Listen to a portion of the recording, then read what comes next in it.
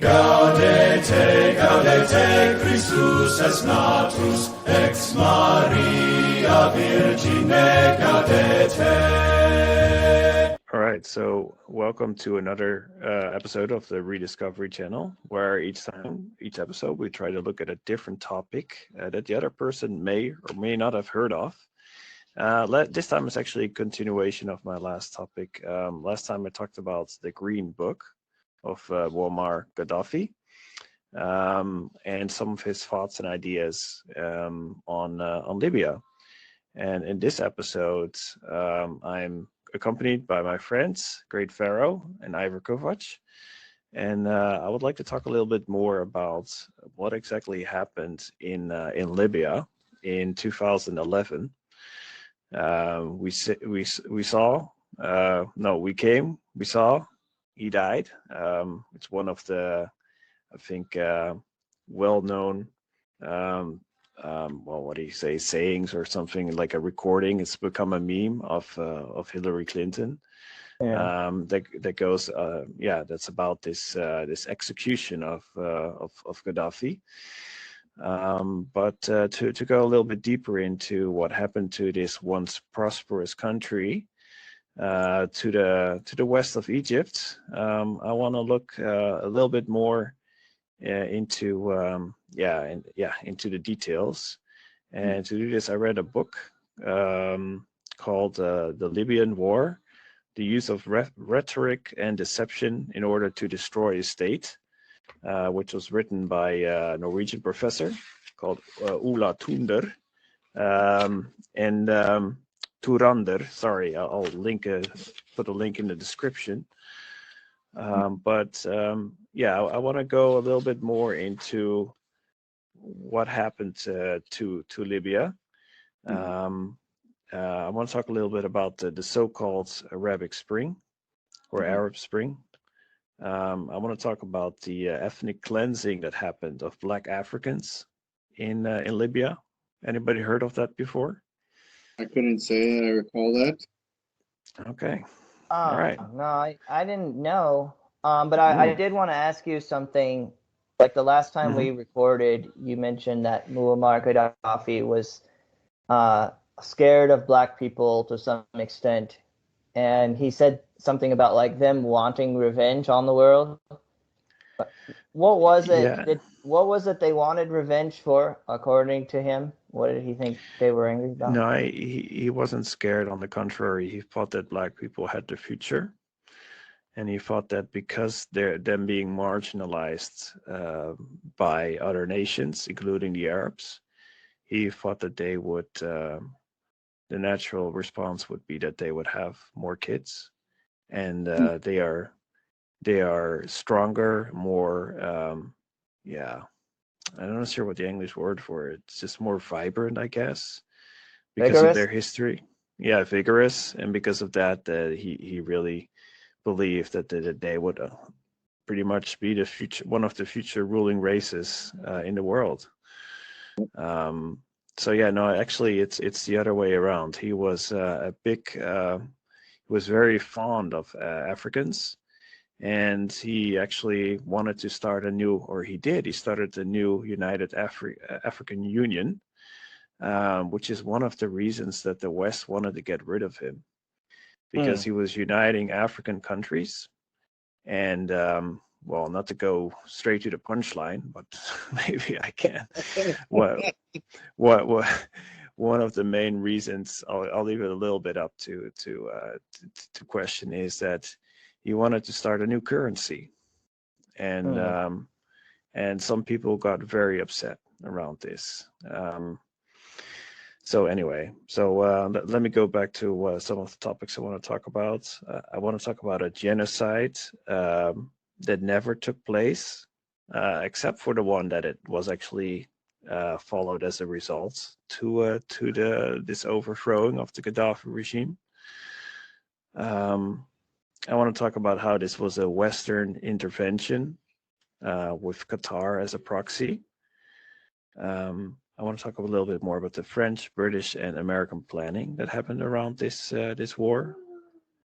And I want to talk a little bit about, so I have quite a few other things actually that I want to talk about, but also about Hillary Clinton, John McCain, the Podesta emails, which made a lot of this book possible because of the WikiLeaks. Shout out to Julian Assange. But we know a lot of the correspondence that happened between people like John Podesta and the other person, one of her loyal loyal people was, now I can't think of his name. Sidney Blumenthal. Yeah, that's the other one. So, all right, guys. So let me start. So to go back to what happened in Libya, we have to go back to February and March 2011, when mainstream media reports that Gaddafi was killing his own civilians. And supposedly the Libyan Air Force was killing civilians en masse. And also he was using African mercenaries to pillage, rape, and kill civilians. And this was repeated by all the media without question, of course, even though they were on the scene and they could just look out the window and see that there were no actual bombings happening. But never mind that. So March 17th, the UN declared and enacted the resolution 1973 with the principle of respond to protect. And basically the idea was to set up a no-fly zone with the explicit goal was to save civilian lives. But what really happened was a well-coordinated military campaign with actors such as France, the UK, the USA, Qatar, Saudi Arabia, and others. Oh, and Israel, by the way, that blew the richest country in Africa at the time, even richer than many European countries, back into the Stone Age. So last time I spoke a little bit more about Gaddafi's Green Book, which I read, which can be freely found online. And this time I want to talk a little bit more about this book written by Ola Tunander, who is a professor at the Research Institute of Peace Research. And he has a long background in studying American military strategy and geopolitics. And he also had strong different roles within the Swedish and Norwegian government and the Norwegian Defense Department. And so anyway, I decided to read this book, and it was very, very well written. And it looked a little bit also on the Norwegian side of things, who ended up playing a big role in the war, in the early stages of the war, with flying multiple sorties. I got a question, Stilgar. Yeah. Did you read Go it ahead. in Norwegian? Yeah, I did. Sorry, I'm trying to. So, yeah, Norway was actually one of the nations that stopped midway during the campaign, because they quickly realized that this campaign had very little to do with saving civilians and everything with regime change. Yeah, the reasons for the war actually had very little to do with Gaddafi being a dictator, even though he was a dictator. But the West is actually perfectly fine partnering with dictators. It does it every day. And some of them are way more brutal than Gaddafi ever was. And not to say that he was an angel or anything. He had secret service, secret police. And Gaddafi's one of his major enemies was actually the Islamic fundamentalists, which were supported by many nations, including the French, the British, MI6, the US, Qatar, Saudi Arabia, but also Israel. So Mossad was also running several operations with Islamic extremists that were creating trouble or trying to create trouble for Libya or for Gaddafi's regime. So yeah, but if you're talking about democracy, there was never any discussion about an international response to protect the people of Egypt, Bahrain, or Tunisia during the so-called Arab Spring. But then again, these countries don't have something that Libya has a ton of, and guess what that is? Oil. Oil. Yeah, yeah. So Libya has 40% of Africa's oil reserves. Oh, wow. So it has a lot of oil. Wait, you said Um, 40%? 40, 40. Oh, wow. Yeah, yeah. Hmm. So it's actually, that's the reason that so much was free. Like when people used to buy a house in Libya, they would get money to buy a house. If they got married, they got a house for free. They got a car. Um, they got free education. They had some of the highest university levels of education in the world because it was free. But yeah, so it was quite an advanced nation, albeit not a democratic nation, but still very advanced. And also Gaddafi was not allied to the West. He was always either on the Soviet side of things, similar to countries like Syria and Iran. But yeah, oftentimes he also just played his own role, like he did with the African nations. Yeah, so he was also a staunch supporter of African independence, and this is something that really bugged the French because they still have a large influence in French Africa. And you actually, well, you don't hear about it in the news very much, but there are all these riots happening in these French Africa at the moment, where they're bringing in Russian mercenaries, the same ones that are fighting in Ukraine. Hmm. I can't think of their name right now, which is I'm totally going blank on it. What are they called again? It's like Blackwater. Again? Calling what? They're like the ones that have been fighting for Prigozhin was their leader. Okay. Russian military. Prigozhin. Come on, you guys know it. The guy that Yevgeny Prigozhin. yes, Okay. leader of Wagner. So Wagner is actually there is like Wagner has also been active in a lot of African countries lately, and they've been called in to oust the French, pretty much. So there's this whole shadow war happening in some of these French African countries that you don't hear in the news too much about because honestly, most people don't seem to care about Africa. But yeah, Well, yeah, there's been a lot said in the past, obviously, by a yeah. lot of people. One we all know is Trump. He had his comments, but Okay, I okay. mean, you're talking the context of the wars that have been going on. Of the wars, yeah, like Yeah. you hear a lot right now about what's happening in Israel and Ukraine, but then if you have similar wars happening in Africa, you don't really hear as much about it. Which I mean, I think is only natural to us Yeah, people. It's far and strange, and it's just a different world. So, yeah, guys. There's a Russian group called the Wagner Group that's yeah, operating in Africa, Central Africa. Yeah, the Wagner Group. yeah, Interesting. yeah. They're being They're brought operating. in,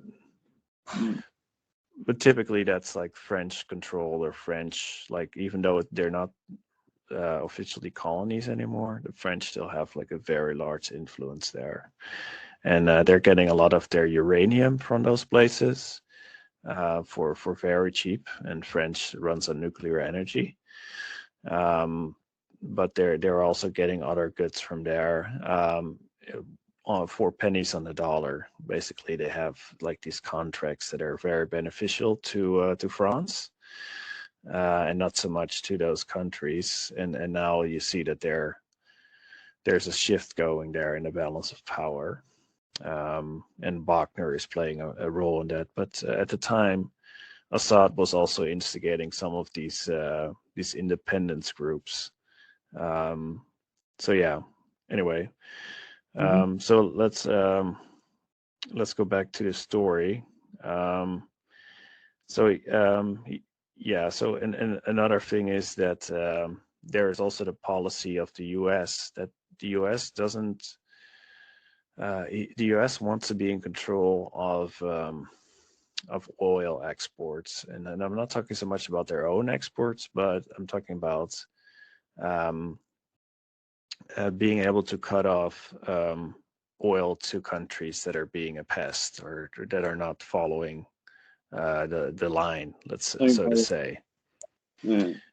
Yeah, like and actually I found out reading this book that one of the reasons that Japan attacked Indonesia, which was a Dutch colony at the time, was because America told the Dutch they had to throttle exports to Japan. So to try and keep Japan in check, which similarly I think is happening with China with chip exports, where they're trying to throttle chip exports to China. But they want to have control over oil, and countries like Syria, Libya, and Iran they're part of a larger strategy for global energy domination. And that goes back to that one diplomat. I should have looked that one up, but he said that basically there are 5 countries that are going to be destroyed over the next 5 years, and this was like right before the Iraq World War or the Iraq invasion, and that was Iraq, Iran, Syria, Sudan, and Libya, and pretty much all of those have been taken out except for Iran at this point, and Syria, I guess, because the Russians intervened. Although the U.S. has taken over the oil fields in northern Syria. So it'd be nice if we could at least get some of that oil here. I don't know where it's going. It's not coming here. I mean, our gas prices are ridiculous. It's going to the big oil companies, and they're just selling it. It's not so much about helping the American people. It's about about making money. The oil companies are making a lot of money. And actually, this also goes about some of these larger agricultural companies are actually buying up land. They ended up buying land in Libya for pennies on the dollar, similar to how they are buying up land right now in Ukraine. I heard about that. So it's an old game, and it's being played over and over again.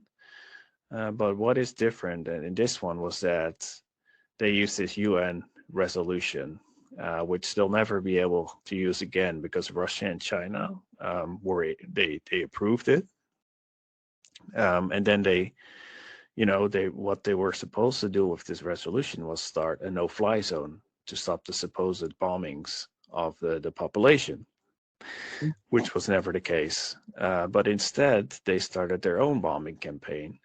So what happened was there was a carefully orchestrated military campaign between the U.S., France, and Britain, and then all other Western partners. And they took this resolution and totally abused it to bomb basically all these infrastructure, roads, water supply, bridges, and basically what ended up happening is they ended up killing thousands of people, even though during the protests only a few hundred people had died, which they talked about a massacre, but actually that was never proven. The only thing they could prove was maybe 200 people plus in total, and they could prove 4 rapes instead of mass raping, what they were talking about. And they were also saying that they were flying in all these African soldiers, mercenary soldiers, that Gaddafi was flying them in. This was never proven either. But they did use this myth about the African soldiers to get rid of almost 20% of the population, which was African in Libya. And Gaddafi was always closer to the African people and his own tribe, which is in Sirte, the northwest of the country. And the place has many different tribes. The main opposition was coming from Benghazi in the east of the country, where there's a lot of ISIS sycophants. And basically what happened is they eliminated entire cities where there was just black people, and they call them slaves. But that's basically the name they give them there. And they wiped out towns of 40,000 people, completely wiped them out.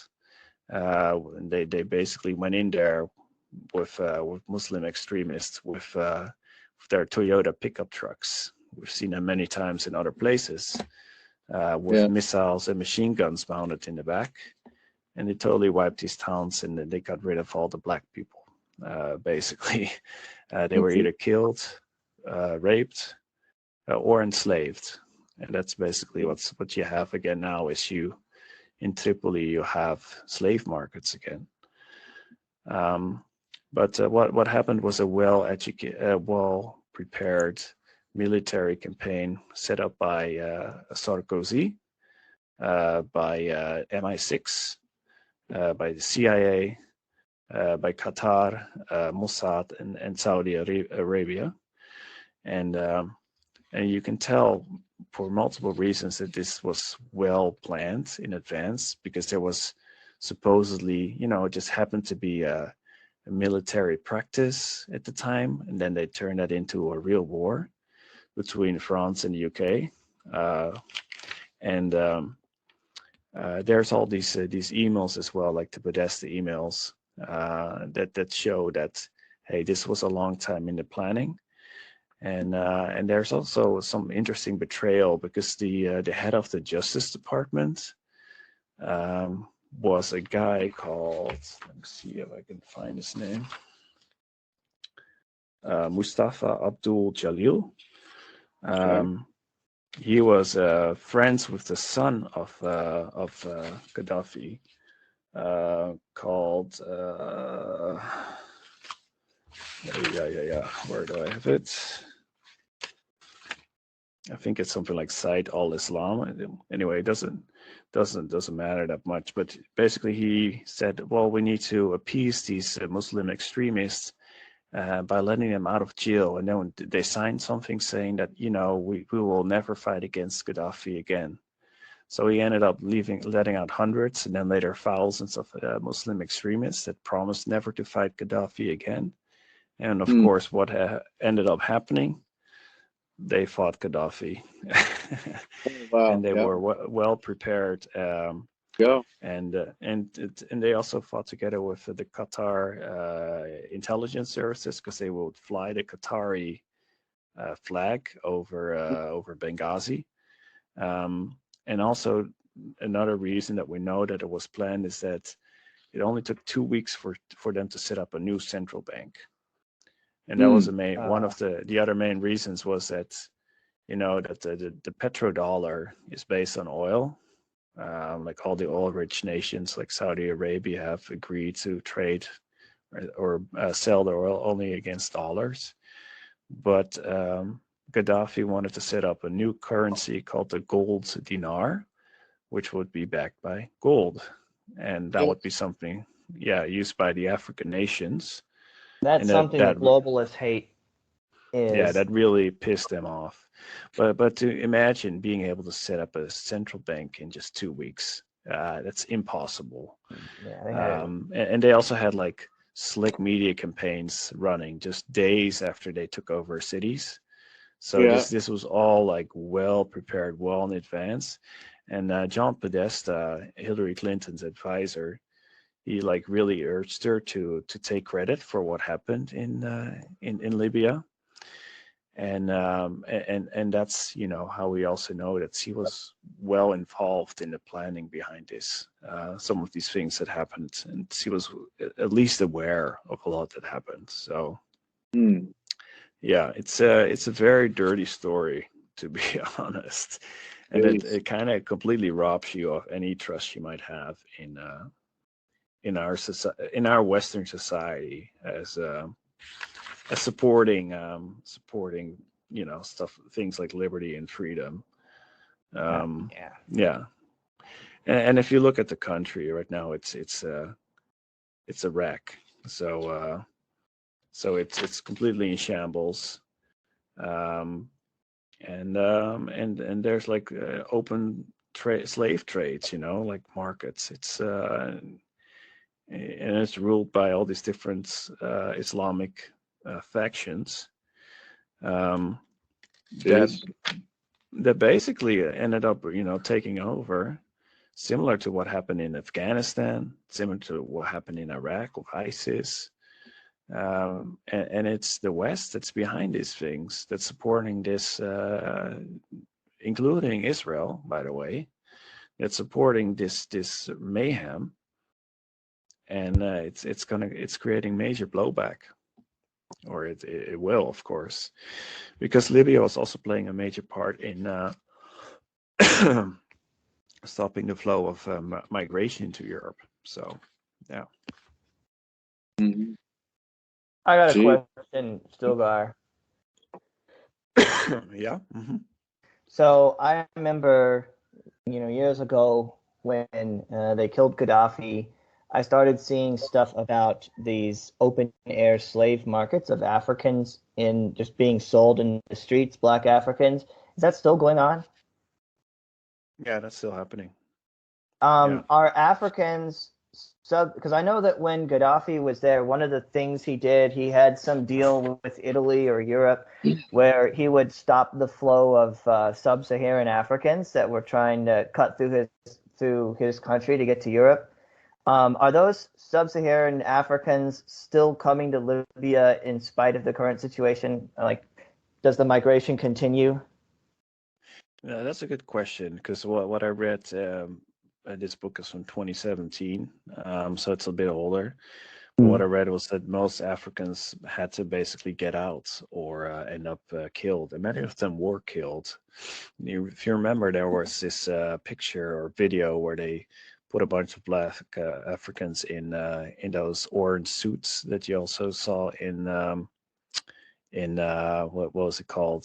The Americans were using for their captives. Like the ISIS execution video. Yeah, and they had like Africans facing the Mediterraneans, and then they would behead them one after another as a sign. So I don't know if they're still like choosing to go through that. Definitely the Christians, I think, have mostly fled. And a lot of the Africans were also Christians. Although I don't know what the situation is now.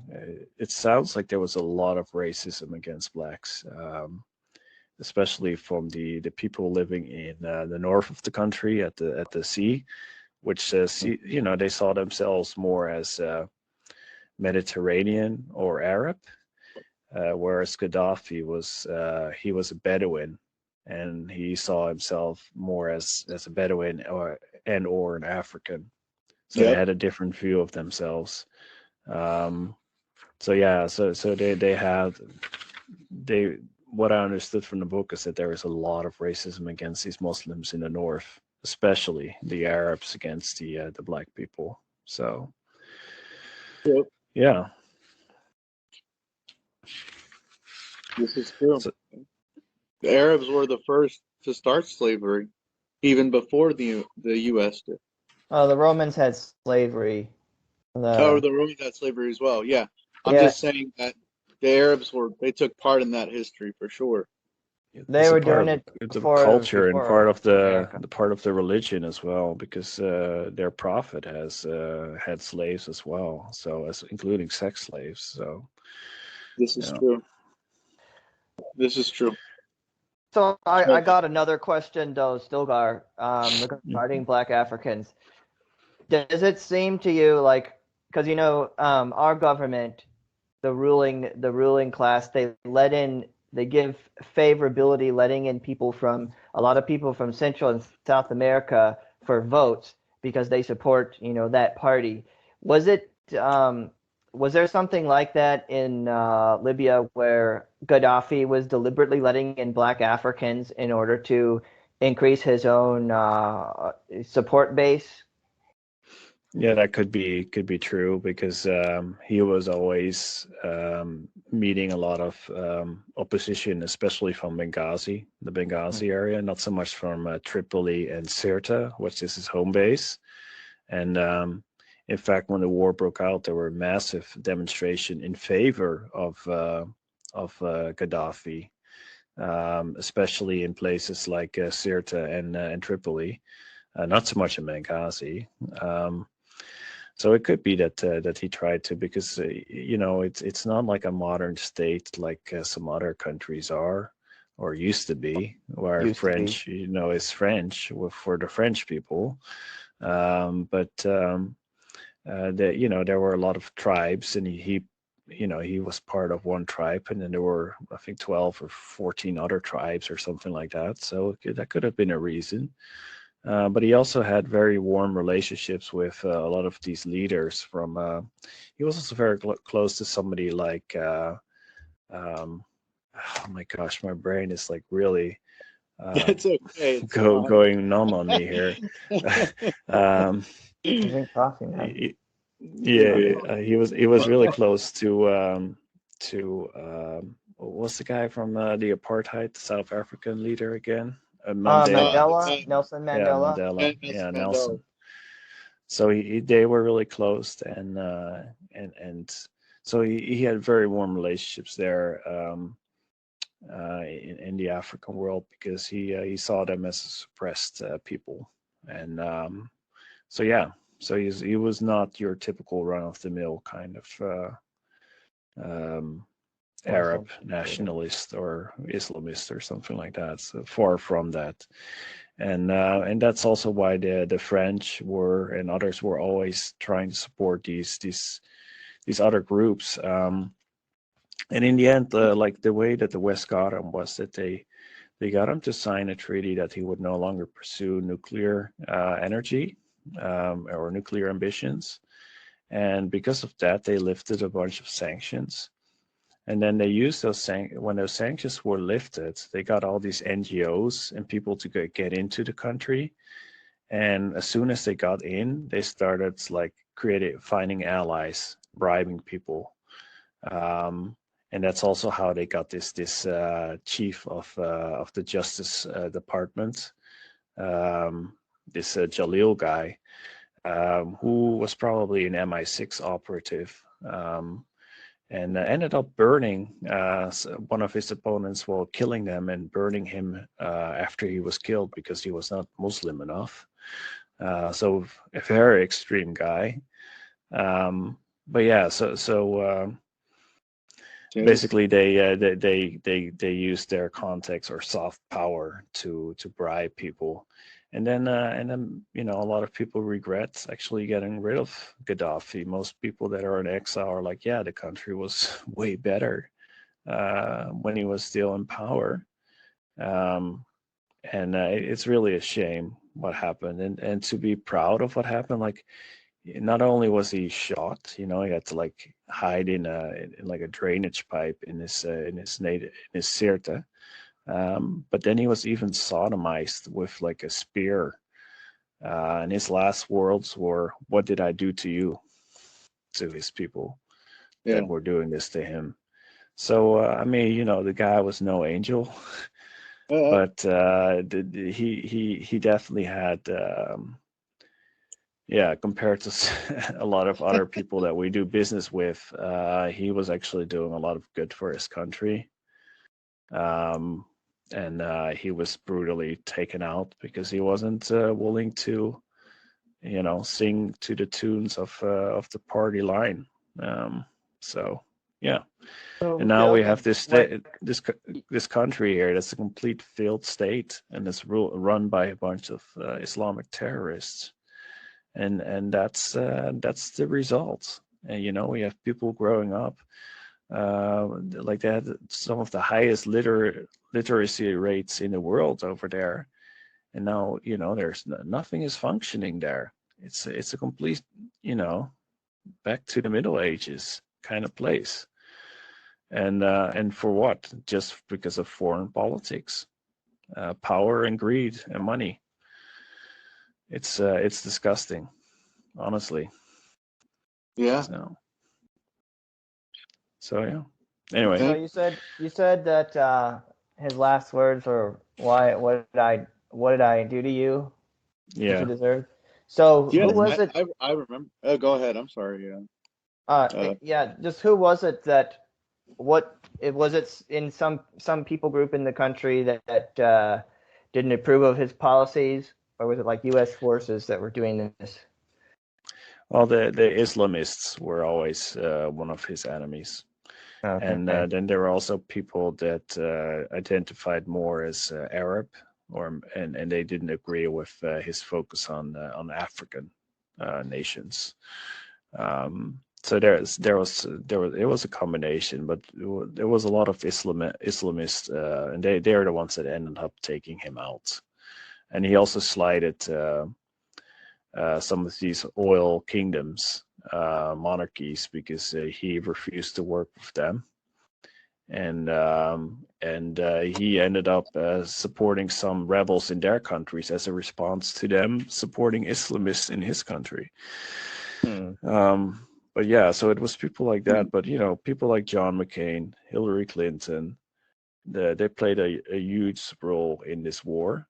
Nicolas Sarkozy was the French president at the time. He saw this as a way to get up in the polls again, and and this whole lie about Gaddafi killing his own people. All the media were responding and saying that and repeating it. I mean, so it's a little bit like Bush trying to crank up his numbers with the Iraq War, and there's all these WMDs that were never found. And then there is all these shady contacts that that came up. And there's one other. There's this philosopher called Bernard Henri Lévy, who also played a big role. He's a French Jewish guy, who also has close relationships to Mossad in Israel, who came up with played an important role in creating the ideology for this war, and also work with the NTC, which the National Transitional Council, which was basically also an extremist Muslim organization, that once they took over, the first things they wanted was Sharia law, and anyway. So yeah, that's what we have. So we have a country of 10 million people, not a huge country, but another beautiful country that's now a wasteland, and creating blowback, because this is where a lot of future terrorists are being trained, and it's also it's another place where ISIS might take root, and these kinds of Islamic State ideologies can take over because of people in the West and their real politics, which are basically a disaster. So, yeah. Yeah, thank you so much for sharing that, and I just I'm surprised I haven't heard that perspective, that there are people that were wishing that they were in the state that the country was in when Gaddafi was in power. Yeah. I mean, they didn't have democracy, but believe it or not, a lot of people in China are also happy with Xi Jinping, because a lot of people don't care about democracy as long as they have food and a roof over their head, So, yeah. Anyway. So I appreciate that. Yeah, he was was a very corrupt guy, this Gaddafi, you know, and you know, but it's the same thing that happened. A lot of people said that Saddam Hussein, when he was in power, the country was a lot better off. There are no guarantees with war. I mean, there's all these promises made, but you know, there are no guarantees. Egypt, the same thing. When Hosni Mubarak went out of power, a lot of people were saying he was better off because he had put the Brotherhood, the Islamic Brotherhood, on check with the terrorism and stuff. But Yeah. Sisi now is also doing a pretty strong job with that. But you know, you're always going to have different perspectives. But I think you know, that war never guarantees the good results. Sometimes it's the better of two evils. Sometimes. Yeah, and that's I think there's long term and short term, and there's also the human approach, because just taking control of a company's oil reserves, because you can then use that as power on China, for example, in the future in your plans, because you'll have energy domination. I don't think that is enough to justify destroying an entire country, in my view, Oh, and sending it back to the Stone Age. There has to be some other way to do it, and yeah, for sure. Like these countries are extremely corrupt, which also means that you probably could have just found some other way to deal with it. So yeah. yeah, really. So yeah. And I got a question, guys. A thought yeah, about the Middle East. Like we talk about these Middle Eastern dictators, you know, like Saddam Hussein and Gaddafi and Mubarak and Sisi and all them. What is the best that the Middle East? Because you know our government likes to say we're spreading democracy, you know, spreading democracy with bombs and assassinations. But what is the best possible government that a Middle Eastern country can have? Yeah, that's a really good question. With Islam in place and you know, and their dreams for Sharia.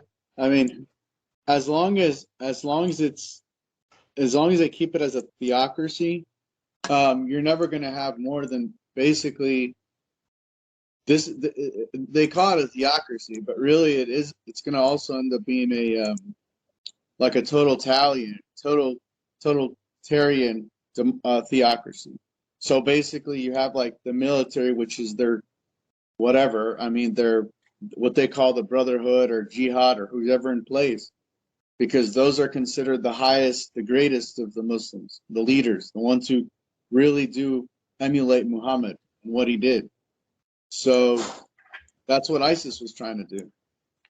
You know, so what are you going to have more than a basically a totalitarian state with Sharia backed up by a religion that doesn't even follow the golden rule? And I know a lot of people are going to hate me for saying this, but you know, you can. There's a lot of religions that adopt at least the golden rule, but you know, find for me anything in the Quran that actually does say, you know, love your brother as yourself.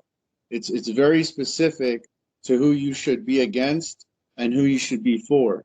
So, you know, I know we've been we've gone down this route before, and I never want to go down this rabbit hole. But we also gotta we're factual. We're sharing history with people, right? So we have to be accurate with what we're portraying and what's being said in a historical book like the Quran. So that's my 2 cents on it, you know. yeah. I mean, I mean, people could say either way. People could say, you know, you're totally wrong. You're totally taking it out of context. But there is no Muslim country really, probably except for Turkey. I mean, you look at the economy, you look at the way they are compared to other countries. I mean, you have Dubai, obviously very wealthy. You know, you have a lot of different Qatar, very wealthy. So they have a lot of oil, and there's they have tons and tons of money in a lot of these countries. But when you talk about a first world country, you're talking about the middle class, right? You're talking about the growth of the middle class. Yes. That is a country that's a first world country. So, I don't really see it. I'm not really seeing the middle class growth of any of these countries or anything significant than what ever since I was a child, because I remember my parents since I was a kid telling me how the pounds in Egypt kept going up per dollar. And that narrative has never changed. So it was first $7 when I was like 7 years old, and now I'm like 30 something, and now the pound is like 30 pounds to the dollar. And it's never gone down. They've never showed anything consistently to show that the economy is growing. Eggs would cost more than what they ever cost, milk, chicken, I mean, anything, just basic common, foods. Well, that's also why the whole gold dinar would be such a threat, because having a currency pegged to gold means that you cannot just print more money. Yeah. And Yeah, it means and that's what's happening with the petrodollar, which basically all our currencies are tied to, is you can just print more money. And that's why we always have this inflation, which is insane at the moment. It's flipping insane over here in Europe. It's crazy. But yeah, I mean, but the dictator thing, actually, he did have a lot of support in Libya. It's just that that there were some discontented people, and sometimes what you only need is a small group that's very fanatical to overthrow a government. So it's like the tip of the spear kind of solution. If you have a group of a couple of thousand Muslims that are willing to die, that is extremely powerful. And then, of course, they also use this air raid, which they completely annihilated Libya's army in a matter of days, really. So yeah, I mean, it wasn't a true democracy in Libya, but they were extremely prosperous compared to a lot of other Arab nations, and especially compared to the African world. So yeah, it's really a travesty, if you ask me. Yes. Yeah, it seems to me like when I was in college, I took a class actually on Middle Eastern politics and another class on Middle Eastern history, and based on everything I've seen when it comes to Middle East, North Africa region, it looks like you're either going to get a secular dictatorship or a Islamic dictatorship. There's never anything that's like close to what we have in America. Yeah. And usually when our government decides to go and kill off one of these rulers, then it's the Muslim dictatorship that takes over. So you pretty much have like either secular fascism or Islamofascism. Yeah, but that's the thing, is that the West has been supporting the Muslims, the extreme Muslims, all over the Middle East. Right. They've been supplying them with brand new Toyotas, with mounted machine guns, and missiles mounted to them. And it's been the same everywhere. Like ISIS has been supported by the West, and and even like we know in this book, it says MI6 knew that these were radical Muslims that they're working with, but they said, you know what, we can deal with them, we can work with them. Yeah. Well, you know what? Guess what? You're working with the devil there, and the goal doesn't always justify the means. But these guys, they don't care. I mean, in the end, they make a ton of money, they overthrow a government, and they go back home.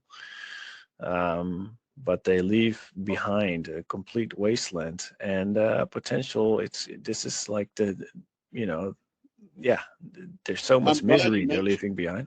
Yeah. I'm so glad you mentioned that, Steelgar, because the goal doesn't justify the means. And I told these people are criminals. These people are not just, trying to follow the word of Allah and this and that. When they're trying to take over these other countries, and in this case, you have Israel and you have all these Middle Eastern countries having an issue, a lot of them are just really criminals, and they have to justify the means. And the way they do that is they use religion. So, and they use religion because it's almost impossible to get them to do what they're doing, just oppressing innocent people. And they just have to go and they just want to take over, and they're greedy and they're selfish. A lot of them are delusional. They think Israel needs to be wiped off of the face of the earth. That's what they've been told their whole life. So the goal does not justify the means. When you say, oh, well, we want to have our own, you know, we want to continue to grow, and the middle and Islam to grow and to be prosperous and to spread Islam all over the world. Tell me how you're going to do that without using those other things that they have, the taqiyya, the lying, the really just pretty much slaughtering innocent people like what they're doing now. And Muhammad did the same thing. So the goal does not justify them. They have to say something nice. No politician, no leader of the countries are ever going to say, oh, well, we just need to take out these innocent people for the sake of Islam. There's no way they can do that, even if the Quran said that, because universally as a people, we would never accept such a thing. So we have to make up a narrative. We have to say that, no, Israel's the one that they're harming our kids. They're the ones that did this and did that and did this and did that. So they're trying to follow a narrative that comes from their Quran, and they have to make up another narrative so that what their beliefs should come to fruition. So at the end of the day, you either lie on one end or you lie on the other, but yeah, they're trying to justify the means, and it's almost impossible to do that, regardless, without making up a narrative. Yeah, and that's the thing is that we're helping them. We're helping our own enemies. Well, wasn't it the Persians and the Byzantines? Didn't they also hire Arabs as mercenaries? Yes. There were some Arabs that served as mercenaries, and they brought those techniques back with them and later used it against the Persians when they were spreading. And I think the Byzantines also hired Turks to fight for them, which ended up biting them in the butt. And before that, I think the Greeks were hiring the people like the Macedonians to fight for them, and that ended up biting them in the butt. It's like we're training our own worst enemy, thinking it's not going to have any consequences. But these people, they believe that Islam will one day rule the world. And what the West is doing it, and I'm not putting myself, because the West is an atheist bloc now. There is no more Christian nation. Maybe there's like except for the Vatican and maybe Hungary. I don't know. I don't think there is a Christian nation anymore. So the West, I say, is an atheist bloc, and the atheists are funding their own demise, because there is no room for atheism under radical Islam. They will all be killed, and all these diversity people will be killed as well. But it's just the whole blindness behind it all. It's got a spiritual dimension behind it, I think, because otherwise there's no way you can be this dumb and this blind. Yes, exactly. There's definitely a spiritual dimension to it, or else there's no way people can be this deluded. I was just talking with Ivar Kovac. I showed him a video yesterday about the Green Prince. He was actually a defected son of a famous Hamas leader who's still running things in Palestine, actually. And he appeared in a international council meeting. I believe it was NATO or something. Or not, sorry, not North America, not NATO, pardon me. It might have been. And he gets up and he talks and he exposes Palestine for all their lies. And everybody's just an absolute shock, because they're being deluded into thinking that Israel's the one doing all the bullying. And it's a famous video. They can look it up. Just look up Green Prince or Hamas, son of Hamas leader, speaks out in international council. and it's got 2 million views. And he exposes the lies. And all the countries that are supporting Palestine and buying into this narrative, they're all communist countries. You can look them up. I think Korea was one of them or something. I don't know that North Korea is even part of NATO, but one of these oppressive countries, many of these oppressive countries were behind that. All communists. You know, that's just my take on it. So people can look that up. And, you know, it's just lies. It's just lies, one after the other. Here's the son of Hamas. The communists have been allied to the Arab world for a long time. That's why they're picking the side of Palestine automatically, and that's also why there's so much anti-Semitism amongst the extreme left. And you'll even see it amongst American Democrats. They might be looking around them because there's a lot of Jewish people in the Democratic Party, and now they're finding out that some of the people that they're in the party with actually are extremely anti-Semitic. So yeah, it's interesting that countries like China and also North Korea are traditionally on the hand of the Arab countries, including Palestine. But yeah, it's that's interesting. While China is also putting all these Uyghurs through re-education camps because of they see them as a threat to their national security. Yeah, so there's so many games being played, so many narratives, but it is interesting to see. You know, people are saying that, you know, maybe we should take the Palestinians up into the U.S. as refugees. Oh no! Yeah, I mean, What? these people are, you know, like, and I feel bad for all the kids and the women that end up dying. Oh, they're but innocent.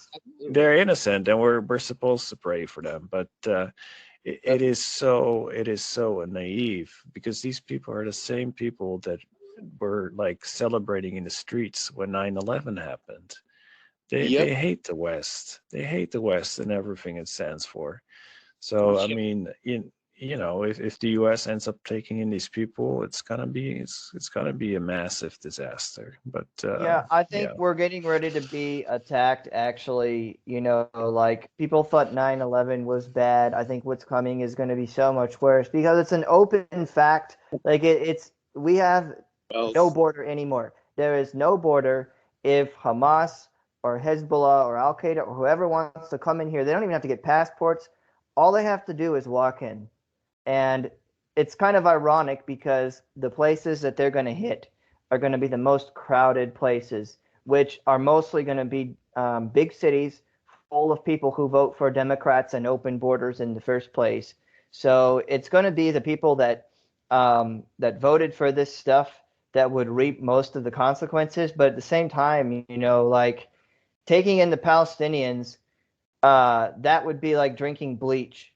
I mean, there would be so much destruction and terrorism and chaos like people had never even imagined before. Because the thing is, Israel pulled out of Gaza.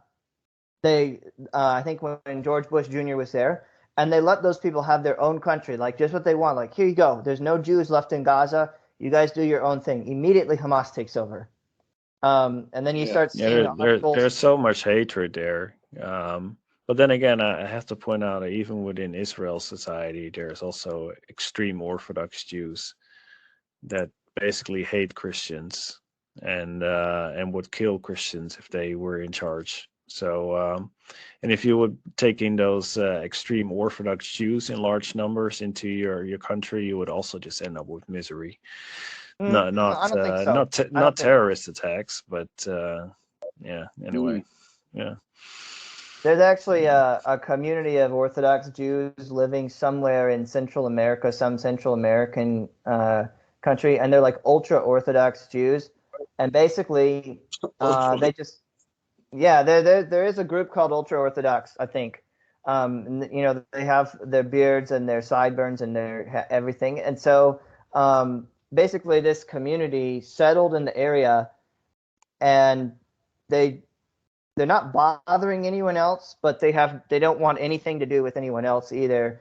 And it offended like some of the indigenous people. That might make a good topic at some point in time, if I can remember what those people were called. But I remember it came up in the news a few years back. They're like, oh, these people are, some kind of ist or phobe because they don't, and they were complaining. They're saying like, these people don't want to assimilate. They don't want to be part of our country. They're not speaking Spanish. They're not like, Yes. marrying out and all this kind of stuff. And I'm just like, I get that, but at the same time, if they're not bothering anybody else, then who really cares? Like, we have the Amish here in America they live a very different lifestyle, but they don't bother anybody.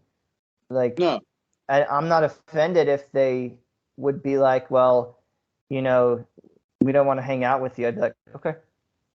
I mean, I don't think they would be like that.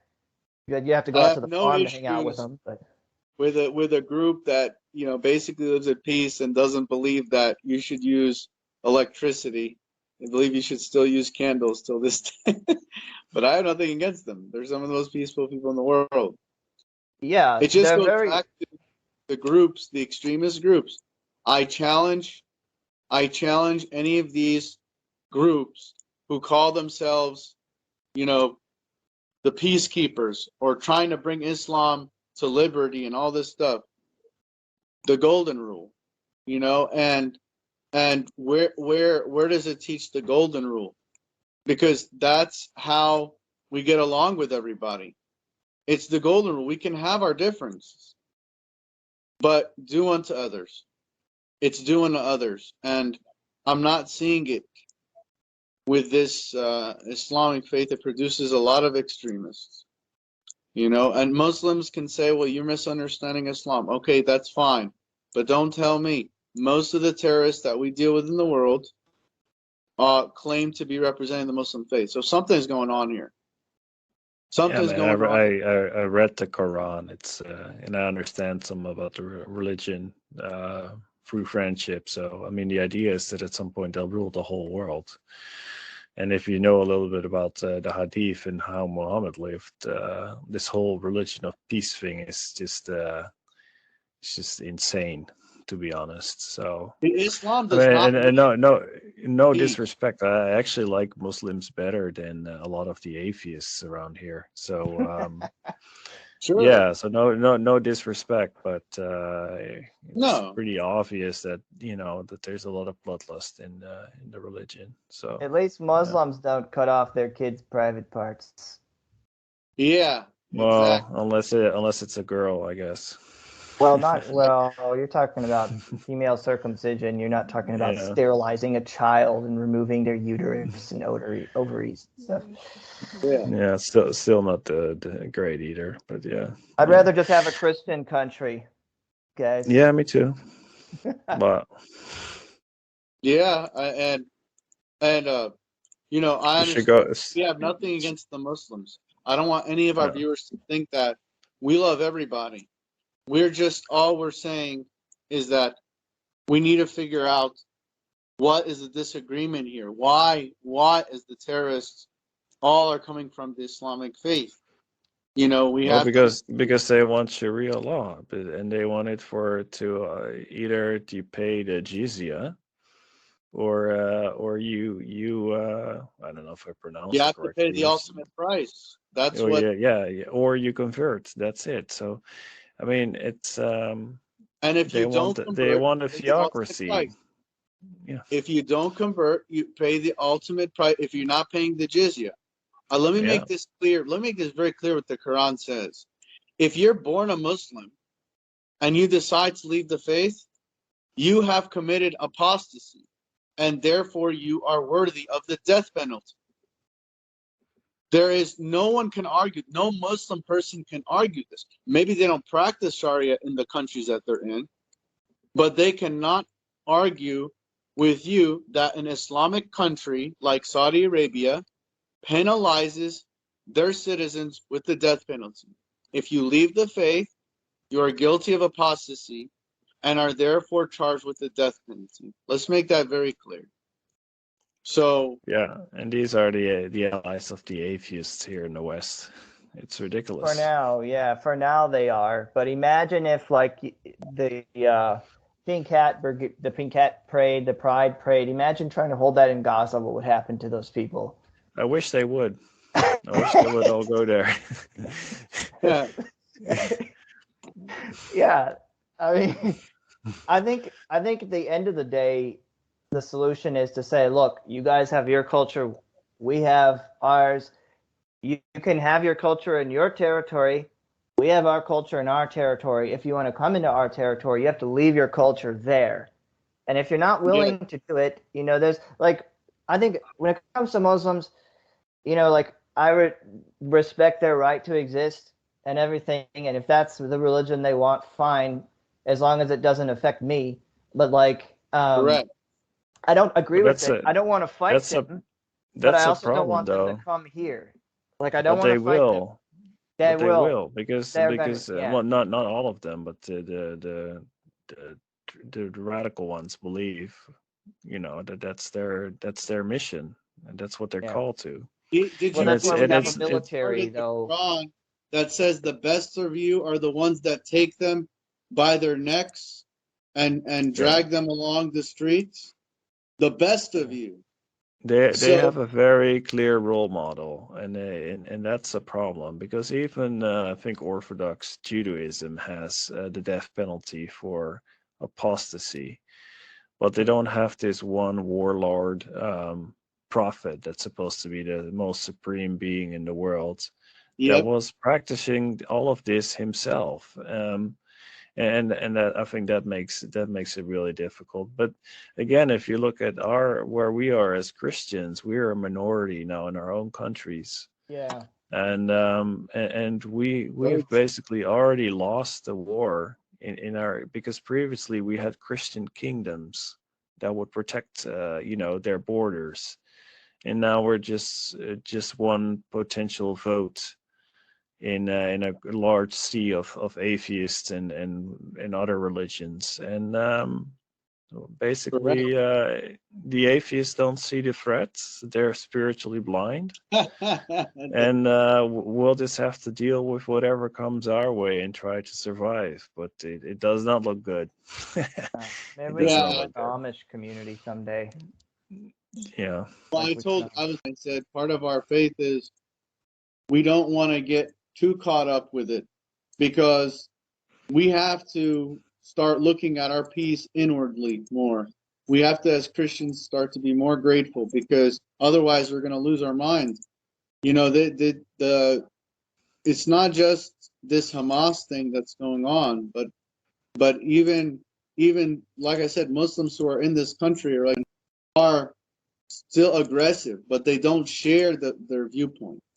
They Yeah. do believe though that Islam is going to take over, and most of them there are a young group of people. They're part of they get recruited from the U.S., from England, from Australia by these terrorist groups in the Middle East to do sort of the satellite work, the site work, if you will, where they're essentially the eyes and the ears of the U.S. or England or Australia, and they report back, or Canada, and then they report back to them.